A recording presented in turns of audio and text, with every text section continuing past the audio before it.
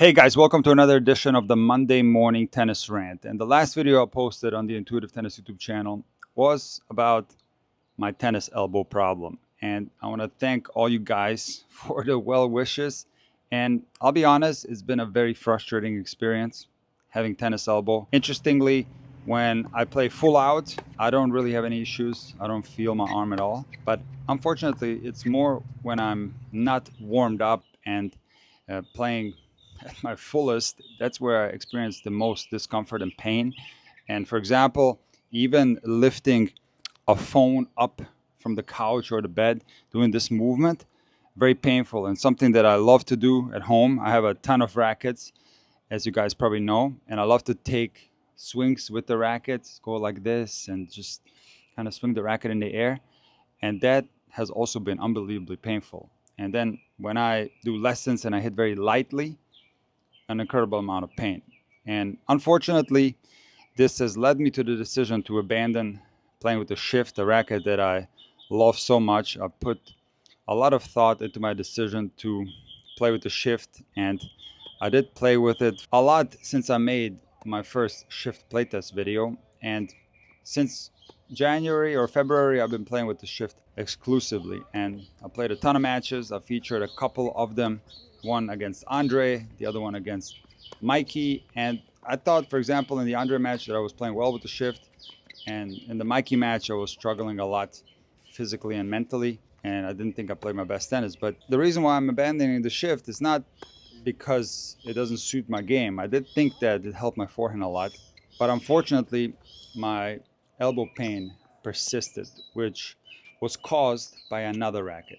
My elbow problem didn't start because of the shift, because I started playing with the shift last summer. Absolutely no elbow problems whatsoever.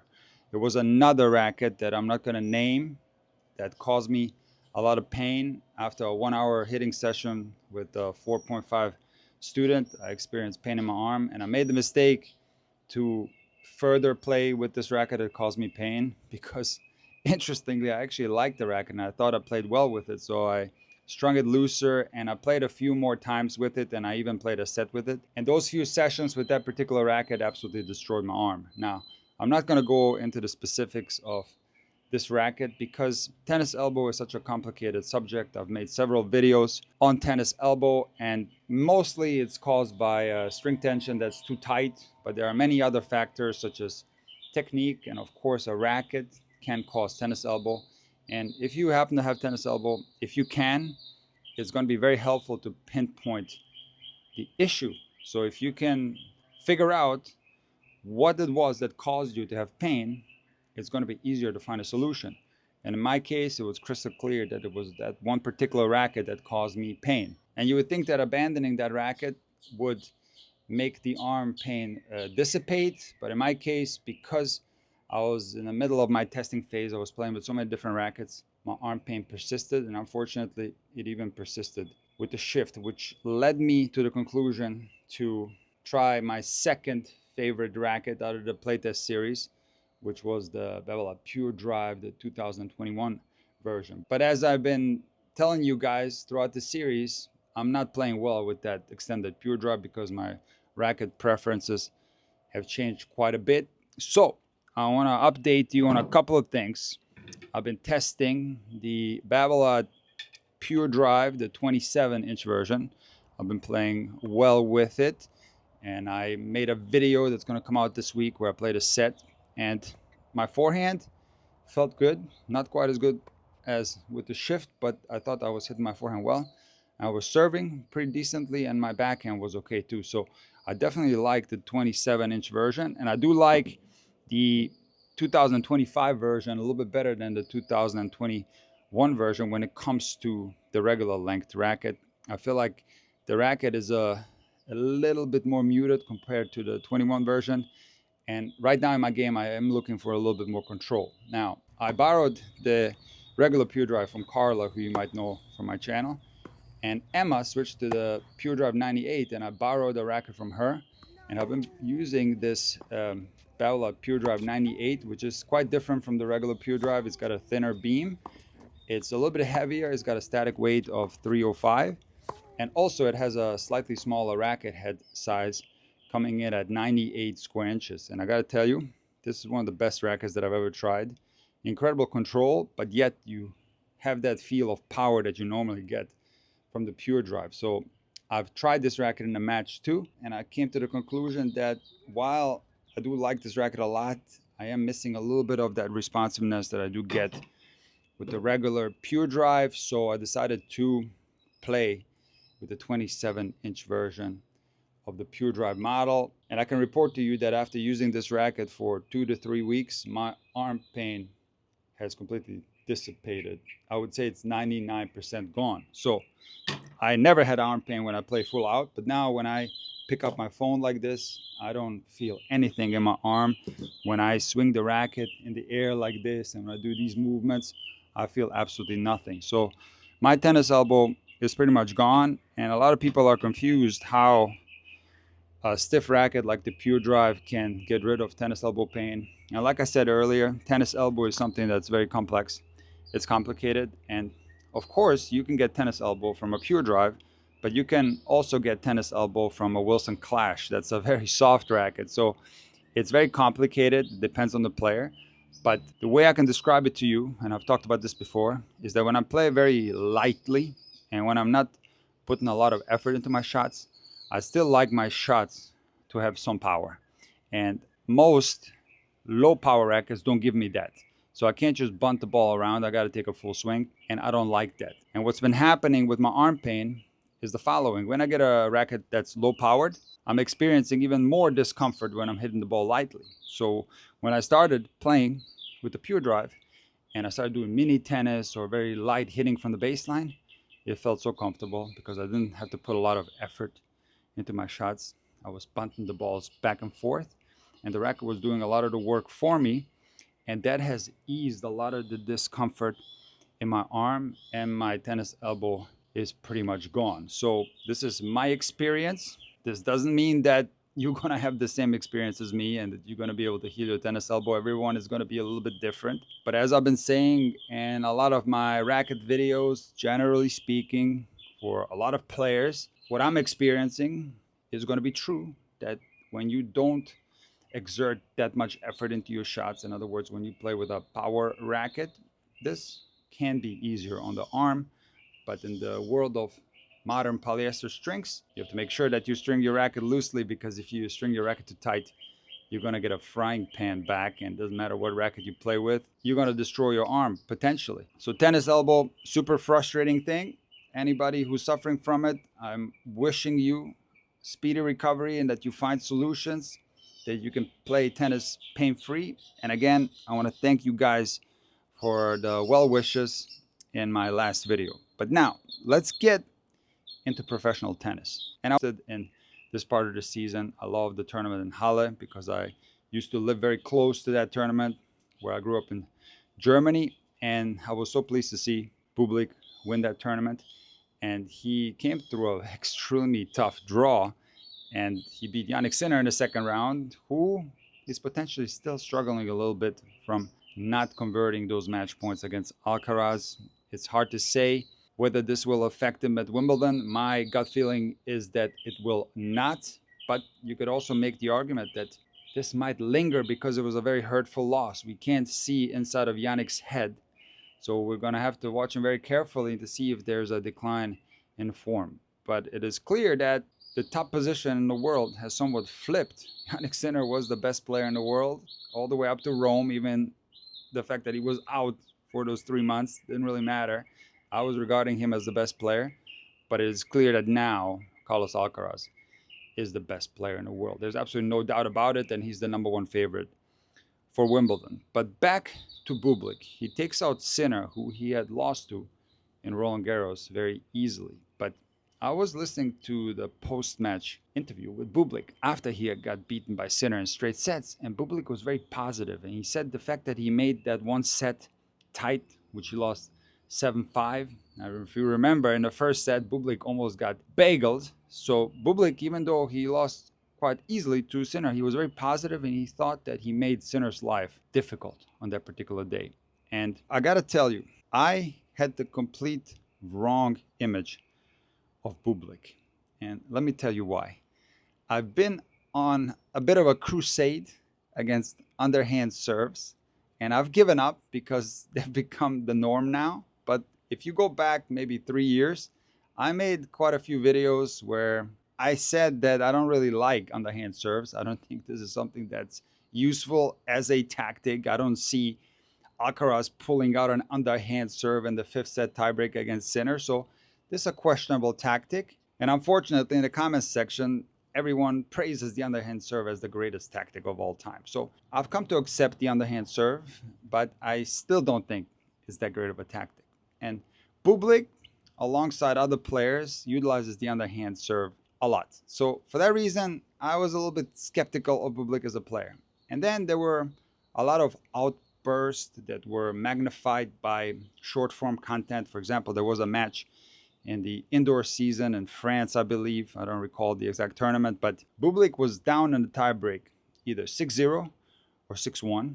He ended up losing the tiebreak, and he completely demolished his racket. And my thought process back then was, this is for show.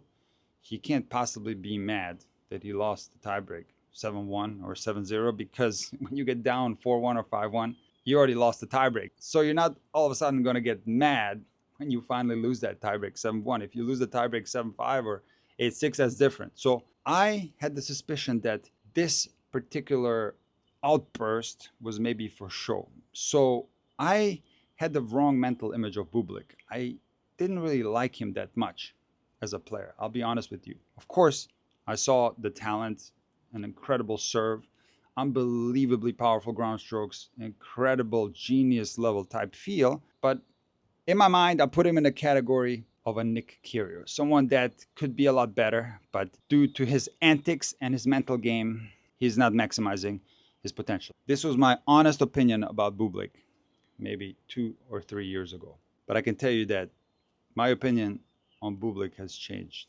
drastically because I've learned about him through various interviews. I took my time to listen to him, to try to understand him.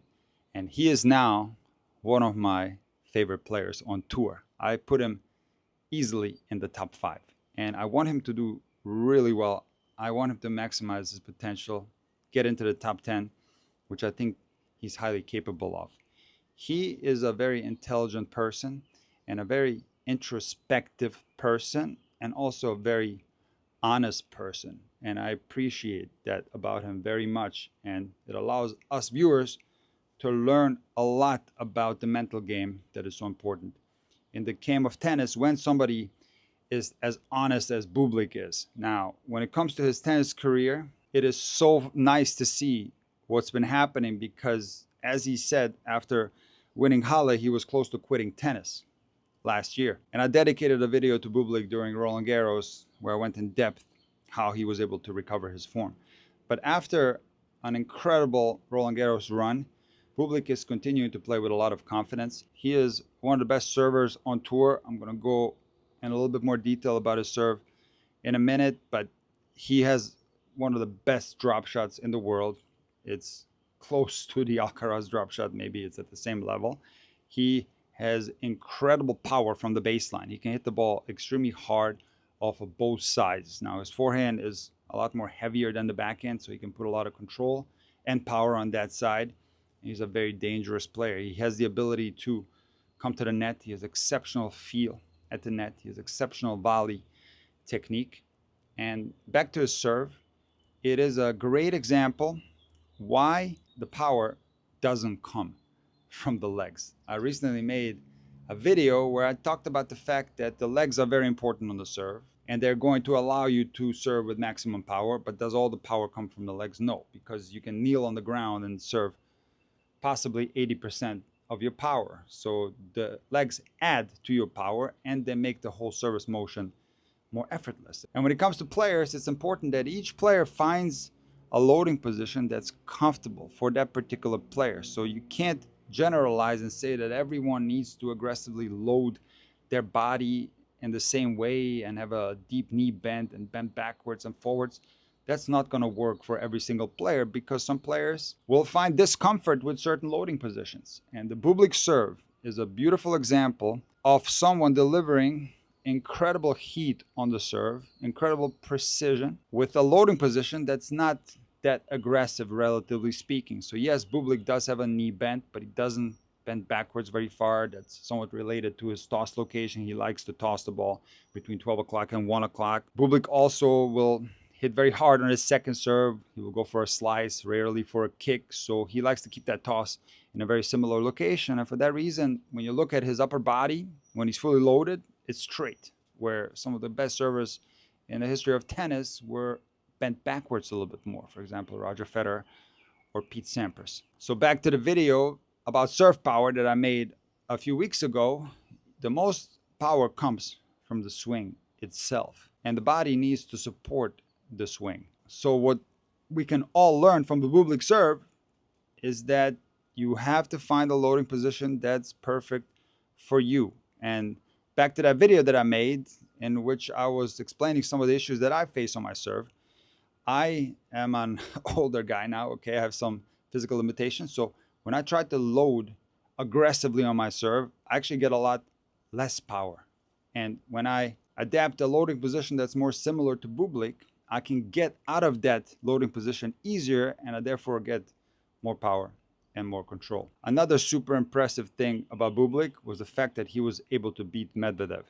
And in a lot of the interviews that I was listening to with Bublik, he was saying in a lot of them how he could not win a single set off of Medvedev.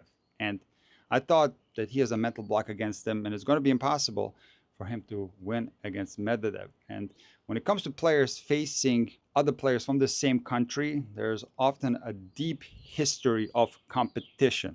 Maybe these guys started competing when they were still in juniors, and often if one guy was dominating the other guy, this can linger on into the pro career. And I never forget the story my dad was telling me about Prpic and Ivanišević. Prpic was a player from Croatia who was a top 20 player. And Ivanišević, of course, you know, he was number 2 in the world, and Prpic was older.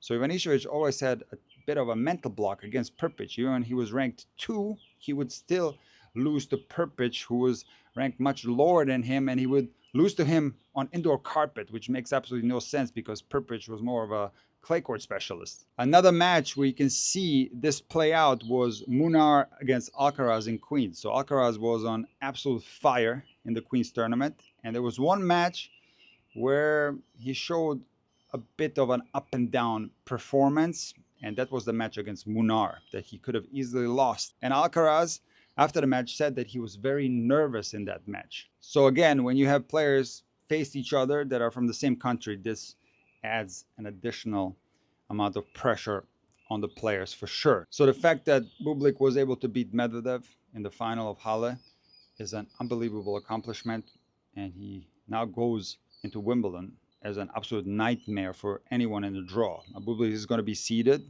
which means that he's not going to face Alcaraz in the first round potentially. Can you imagine? So I'm happy that he's going to be seeded, because in the first 2 rounds, he's not going to be facing anyone out of the top 8. But Bublik is the most dangerous seeded floater in the draw, and I think he can go extremely far. But again, we have to wait for the draw to come out to figure out potentially what's going to happen in this Wimbledon tournament. And now let's discuss Alcaraz in a little bit more detail. And I've been covering the Alcaraz serve changes starting at last year's Roland Garros. And I've been saying in all these videos that I think the Alcaraz serve is improving a lot. But when you look at the serve stats, there wasn't that much evidence for this to be true. And this is certainly something that can happen where a serve technique is better, is cleaner, but yet the player is not necessarily serving better, because you have to understand that serves are not all about technique. There are other factors that contribute to poor serving. One example could be shot selection.